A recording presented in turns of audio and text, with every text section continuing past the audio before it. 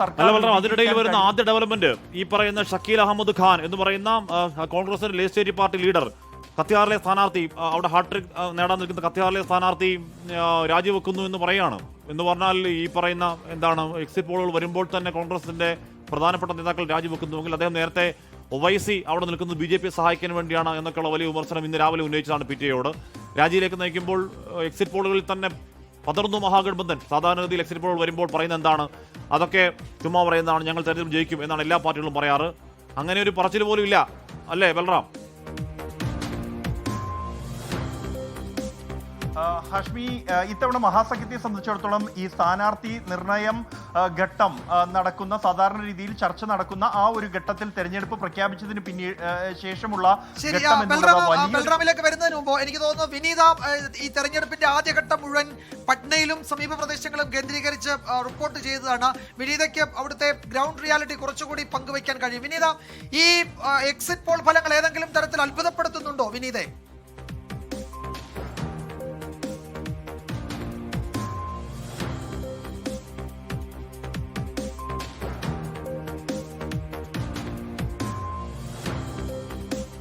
വിനീതയ്ക്ക് കേൾക്കാമോ?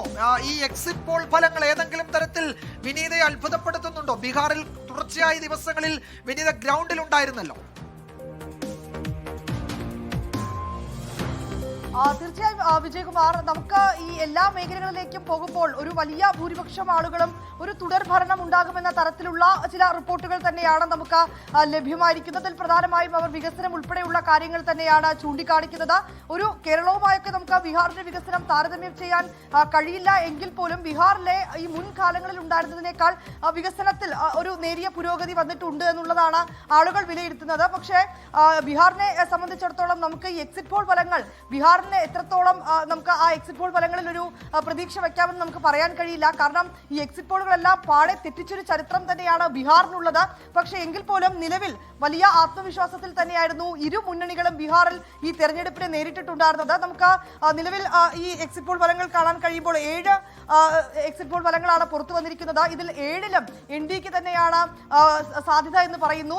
നമ്മൾ ആ ഗ്രൗണ്ട് റിപ്പോർട്ടിൽ നിന്നൊക്കെ നമുക്ക് മനസ്സിലാക്കുമ്പോഴും വലിയ ഒരു വിഭാഗം ആളുകളും NDയെ പിന്തുണയ്ക്കുന്ന ആളുകൾ തന്നെയാണ്. പക്ഷെ അതേസമയം ഈ വോട്ടധികാർ യാത്രയൊക്കെ വന്നതിന് പിന്നാലെയുള്ള ഒരു തെരഞ്ഞെടുപ്പാണ്. ഈ പറയുന്ന വോട്ടധികാർ യാത്ര, വോട്ട് ചോരി ആരോപണം, ഇതൊക്കെ നമ്മൾ വീണ്ടും ഇനി വെള്ളിയാഴ്ച വളരെ വിശദമായി തന്നെ ചർച്ച ചെയ്യാൻ പോകുന്നതാണ്. എന്തായാലും എക്സിറ്റ് പോൾ ഫലങ്ങൾ അത് എക്സാക്ട് പോൾ ഫലങ്ങളല്ല. പ്രത്യേകിച്ച് ബീഹാറിൽ 2020 തെറ്റി, 2015 തെറ്റി, 4 സോബാർ എന്ന കഴിഞ്ഞ ലോക്സഭയിൽ തെറ്റി. അതുകൊണ്ട് എക്സിറ്റ് പോളുകൾ എക്സാക്ട് പോളുകളല്ല. കാത്തിരിക്കേണ്ടത് വെള്ളിയാഴ്ചയാണ്. വെള്ളിയാഴ്ച അറിയാം ഇത് എക്സാക്ട് ആണോ എന്നുള്ള കാര്യം. ജനവിധി എന്താണെന്ന് വെള്ളിയാഴ്ച.